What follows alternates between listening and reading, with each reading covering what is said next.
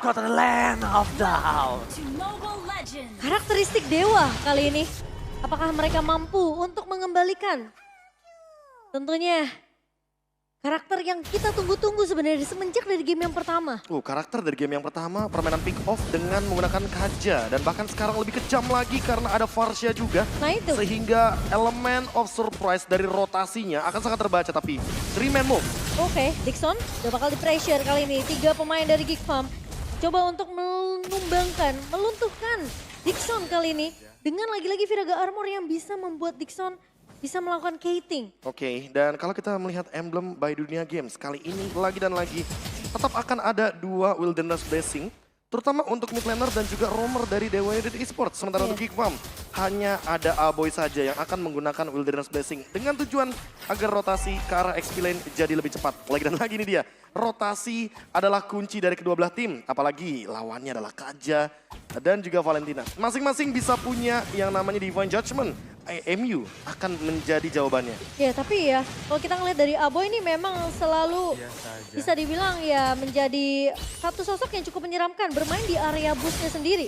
Dan kita melihat Baloy bakal menahan terlebih dahulu di area midnya Lanaya. Memang sudah level 4 dan sudah diprediksi, sudah diketahui posisi dari seorang Lanaya. Baloy ngebuka map dengan sangat amat mudah sih sebenarnya. Gerakan preventif yang sangat-sangat defensif juga di waktu yang bersamaan. Karena dari Dewa United Esports, mereka kayak nggak mau terlalu terburu-buru tapi nggak mau kesetir juga menuju menit yang kedua. Karena menit yang kedua ini akan mahal harganya untuk setup menuju ke arah turtle. Apalagi lihat pressure.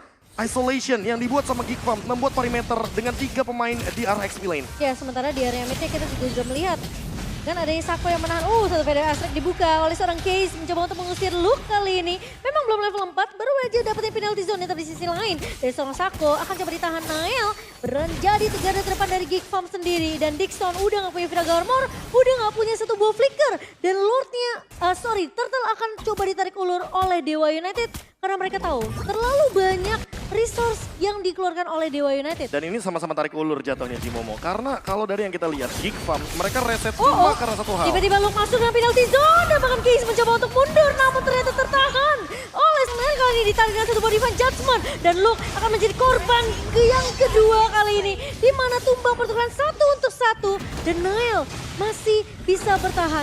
Tako memang udah gak punya Divine Judgment tapi Baloy bakal coba diusir. Dixon gak punya Viraga Armor ngasih Insanity karena seorang Baloyski dan ditumbangkan oleh Dixon. Sementara Sako akan mencoba memberikan cover ke arah Dixon yang dimana dia nggak punya Viraga Armor, dia nggak punya Last Insanity. Jadi cukup untuk Dewa United bisa menumbangkan 2 pemain dari Geek Farm. Terlalu lama tarik ulurnya dan Nael kayaknya bakal ketinggalan dari segi level. Retribution sangat dibutuhkan untuk saat ini. My God, di depan sana mungkin damage terjadi. Aboy juga sangat rattle mount karena bisa masuk ke Charlie Long. Dan Retribution from Nael.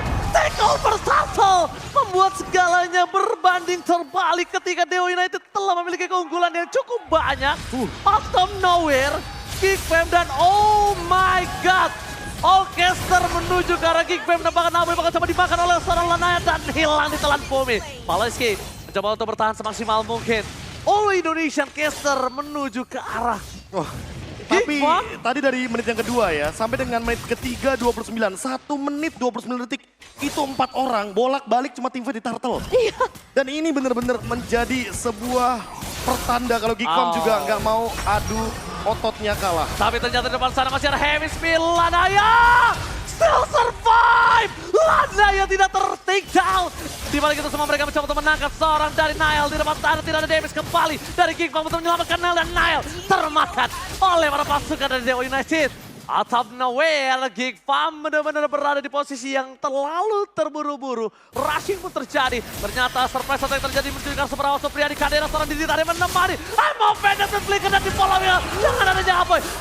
Judgment-nya dikombin di saat yang tepat. Menimbulkan double kill.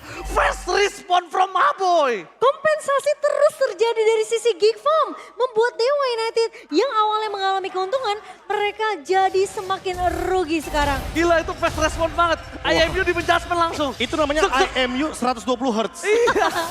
240 Hz. Kayak layarnya Samsung. Itu Super AMOLED. Iya itu dia. Dan ini dia momentum ketika Geek Farm ternyata memegang kendali permainannya dari early game. Dengan keuntungan yang bisa mereka dapatkan. Apalagi dengan gratis ongkir berkali-kali yang bisa nemenin kalian dengan Grab Unlimited. Tapi aku ambil satu kesimpulan dari satu momen tadi, di mana ketika akan ada Baloyski, ketika memang movement dari Cadera itu akan dibuat. Iya. Jadi Baloyski benar-benar harus dipantau oleh Sako. Malah kalau bisa, Sako nggak ketahuan sama Baloyski, tapi Baloyski ini yang harus ketahuan sama Sako. Oh, Lanaya masuk terlalu dalam. Langsung ada Last Insanity menuju ke arah belakang. Dan Luke terbakar api asmara oleh Dixon. Lanaya Retribution telah dikeluarkan. Tapi menuju ke arah yang salah. Lanaya bakal coba dipaksa oleh Luke dan kawan-kawan untuk tumbang. Flicker telah digunakan. Last Insanity Copy. Nampaknya nggak berani Aboy masuk karena dia bukan pakai Viraga Armor. Dia pakai health bar beneran. Darahnya sendiri, Profesor. Ini bahaya banget emang kalau terlalu dive in ya. Iya. Dan bahkan kalau kita ngelihat ya, sekarang Gigfam ya mereka yang nggak nurunin tempo permainan loh. Digas terus sama Baloy dan bahkan mereka rela konsil. Oh tapi di Aramid. Oh, Devon Jasmine di Aramid berhasil mendapatkan sosok dari Apoy. Di balik itu semua Baloyski menuju ke arah seorang Super House Supriyadi. Ternyata ada 2 poin kill yang berarti untuk Dewa United. Bahkan 2 poin kill ini yang membuat mereka harus kehilangan 2 punggawa damage pertama mereka. Ya dan Kadera pun berhasil ditumbangkan di area bawah sepertinya. Kembali kali ini ke eksekusi ke area turtle ya sementara Nael. Oke, menjepit double stun di belakang yang sana. Terapaskan dari Kickfam mencoba menuju ke arah Luke. Kali ini bertahan semaksimal mungkin yang tidak bisa terlalu lama. Baloyski flicker for defensive. Masih ada sosok dari Baloyski dengan konsilnya yang menyelamatkan jiwa dan raganya. Di balik itu semua, permainan dari Kadera yang tumbang di arah bottom lane tanpa adanya flicker ternyata menimbulkan impact yang sangat mahal. Menimbulkan impact turtle yang berikutnya di tangan dari Dewa United. Tapi Dewa United mereka kehilangan purple. Mereka harus mencoba mendapatkan purple tanpa adanya kontes dan harusnya Lanaya dapetin purple ini. Kompensasi yang bisa dibilang cukup adil, tapi lagi dan lagi Nael jadi kehilangan satu purple buff-nya. Gak ada pertukaran yang baik di sini. Gak ada kompensasi yang seimbang. Cuma kita sempat melihat bagaimana early trading yang sempat unggul sama-sama 50-50, tapi buat sekarang Dewa United Esports dengan flicker dari Watt yang masih cooldown. Ini akan ada satu lagi timbul efek snowball tentunya bagi Dewa. Sehingga mereka mungkin sekarang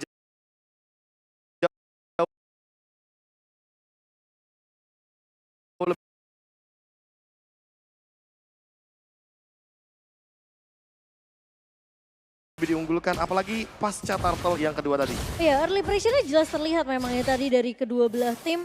Tapi ketika Gigfam mereka nggak nurunin tempo permainan, lebih kelihatan planningnya Gigfam ini memang berpatoknya sama Baloy. Tapi masalahnya yang bagus dari Gigfam ini adalah gimana caranya pemain-pemain Gigfam mereka rela mengeluarkan satu buah flickernya untuk memfollow up inisiasi yang dibuka oleh Baloyski.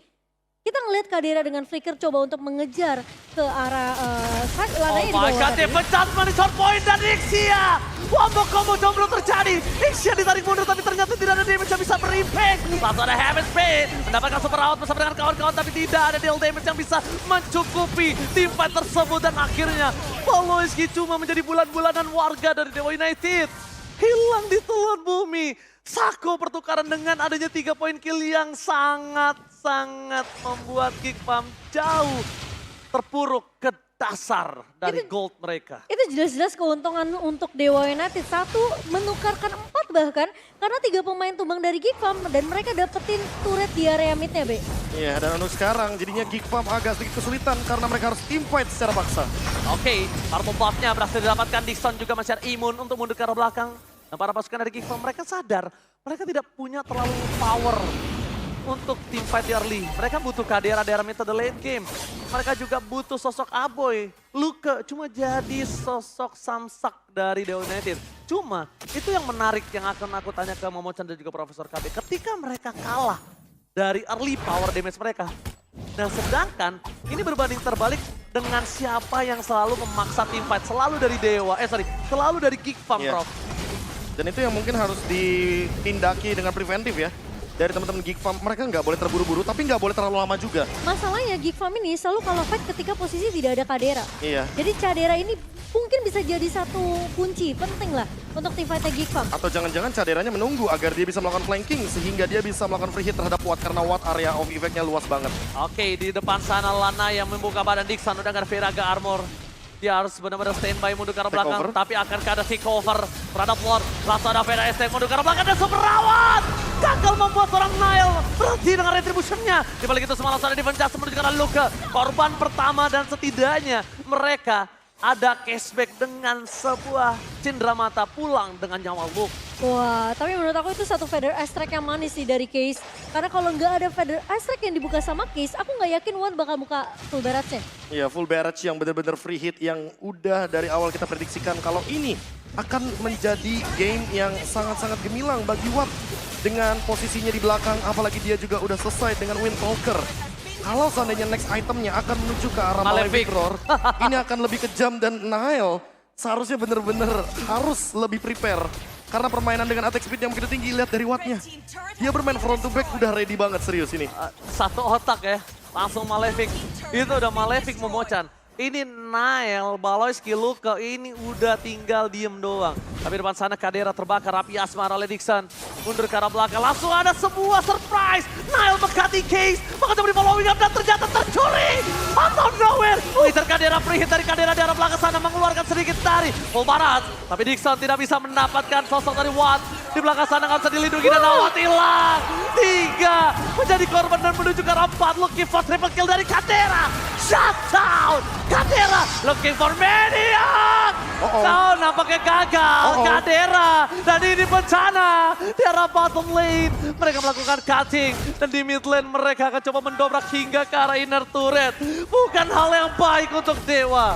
Wow, ketika Dewa United mereka ada 2 tim fight yang terpisah lagi-lagi. Membuat Dewa United justru berada di posisi yang nggak unggul. Dan Divine Judgment-nya ini benar-benar memisahkan Baloyski juga. Tapi Caderanya tidak ada yang pegangin dan full barrage terlalu jauh. Betul. Dari posisinya Aboy. Dixon coba untuk ngejar ke arah Cadera, tapi di sisi lain Nile berhasil untuk mendapatkan Case terlebih dahulu. Dan Thanks to Nile. advantage-nya. Thanks to Ya, Nile. thanks to Thanks to Nile. Nile. Habis pin yang memisahkan Case juga. Dan ditambah dengan Luke. Dengan beraninya dia membadani semua pemain dari Dewa United Esports. Tapi Viraga lagi-lagi- armor terbuka, Sako tiba-tiba sekarat. Tapi lagi-lagi, itu yang aku bicarakan. Follow up dari Geek Farm ini kuat banget.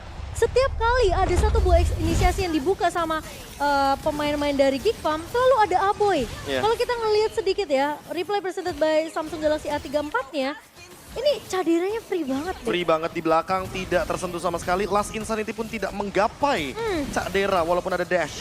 Dan bahkan hampir Maniac. Triple kill pun diamankan tadi. Ditambah dengan gerakan dari Aboy. Lagi dan lagi Aboy dan Luke yang bekerja sama untuk melakukan zoning out ke arah belakang. Nile yang membadani dengan beraninya karena dia udah punya Guardian Helmet. Dan lihat seberapa pentingnya ya Cadera ini. Ketika dia tahu ada konsil yang tadi udah dibuka sama Geek Farm, Dixon nge-cancel konsil tersebut di tangan Cadera. Dia coba bakar dengan fire missile, Caderanya udah ketahuan posisinya. Baloy yang awalnya mau menuju ke arah mid, dia langsung putar ke arah kanan karena dia tahu Cadera butuh cover. Dan di sisi lain, malah Nile memaksimalkan potensi lainnya. Oke, apakah akan ada setup inisiasi duluan dari Dewa? Karena mereka membutuhkan hal tersebut. Walaupun 2000 net worth diamankan sama Geek Farm, yang harus bikin move duluan adalah Dewa United Esports dan harus di all in. Karena dengan fight 4 lawan 5, Geek Farm gak bakal punya 100% powernya. Ditambah dengan Luke yang sudah 5 kali tumbang, ini akan mempermudah bagaimana permainan front to back dari Dewa United Esports ketika sudah mulai menuju ke arah mid game. Dan Masalahnya- sekarang kalau melihat dari Ixia-nya super awat, kayaknya dia nggak boleh keluar sedikit sama sekali deh. Setuju. Walaupun mereka udah mulai team fight, tapi jangan sampai keluar sampai udah ada informasi no crowd control. Iya, dan kalau Nah, bisa itu. flickernya harus dikeluarkan setelah Caderanya duluan yang flicker. Ya. Karena semua battle spell ready. 4 flicker dari masing-masing tim, 1 retribution juga ready. Berarti kita berbicara dengan timing Ya. dan juga gimana Dewa United mereka bisa ngebawa plan, ini bisa bilangnya plan B kali ya. Karena plan A-nya adalah sebenarnya udah mulai di counter sama Geek Farm, Oh, tapi Oh my god, surprise attack! Happy birthday! Case hilang begitu saja di telan bumi dan bakal Lenaya dan juga kawan-kawan. Mereka harus mundur dan merelakan Lord kali ini untuk Geek Fam. Lihat tindakan agresif. Akan coba dibalaskan tapi nampaknya para pasukan dari Dewa mereka tidak kenal kendor. Mereka tidak peduli dengan adanya keberadaan Case. Mereka masih memaksa untuk teamfight ke arah belakang. Dengan adanya Amo Venom menuju ke arah Serlanaya. Mereka coba untuk memberikan sedikit damage. Anti-pecah dari seorang Apo. Boy masih ditahan begitu saja. Super Award masih belum kelihatan batang hidungnya. Free hit belum diberikan. Tapi akhirnya kali ini Paloinski memberikan damage dan Nile out of nowhere berhasil meng-cutting Dewa dengan wattnya yang gak bisa deliver damage. No flicker for this time. Para pasukan dari King Farm. Mereka lagi-lagi harus berterima kasih kepada sosok Nile. 2 kali momentum berhasil dimanfaatkan oleh Nile. Ketika dia tahu ada satu celah, dia mencoba untuk memisahkan Watt karena posisinya Watt tuh udah siap banget tadi. Ya, heavy spin yang sangat on point membuat Watt mau gak mau mengeluarkan flickernya. Tapi untuk sekarang poin terpentingnya Luke yang belum flicker. Yes. Itu kata kuncinya. Dan kita tahu sendiri, penalty zone bisa langsung straight forward ke belakang. Ixia bisa jadi korbannya. No win of nature. No win of nature itu adalah sebuah pertanda. Dan baru mau di-build. Baru mau, apakah Regular cukup spear. goldnya sekarang kita bakal lihat. Oke, tapi tadi gerakan dari Baloyski, predict move yang begitu mahal harganya dengan alasan Watt ngelakuin clear wave Di dekat dan situ. di dekat situ ada satu bush yang benar-benar dipantau dari tadi karena Baloyski langsung menggerakkan seluruh pasukannya untuk menyerang di satu titik yang sama. Iya. Oke, dan dibalik itu sebalas ada 2 high ground defensif yang berhasil dikeluarkan oleh para pasukan Dewa. Yang membuat para pasukan dari Geek Farm mereka harus selesai dengan lore-nya. Tapi setidaknya ada satu turret yang didapatkan. Di balik itu semua, informasinya tidak ada 2 source kill lagi. No full barrage, no Pedo Strike, dan mereka akan memasang timbat kali ini. Mau Pedo Strike, Game Master kita dapatkan. Menurut arah belakang mereka kehilangan case. Tapi di balik itu semua Nile menjadi korban keganasan dari Dewa United. Dan para pasukan dari Geek Farm, mereka pura-pura terbakar oleh Dixon. Super Hour terperangkap dan hilang. Ini bencana. Kali ini di EPL Playoff mereka berhasil memporak-porandakan setelah kehilangan 2 kekalahan di regular season. Kadera versus Lanaya mencoba one by one situation. Wah. Apakah berhasil tapi damage tidak bisa dibendung dan Kadera save the day. Dan New King Slayer is coming. Geek Farm memulangkan Dewa United. The faded Kingslayer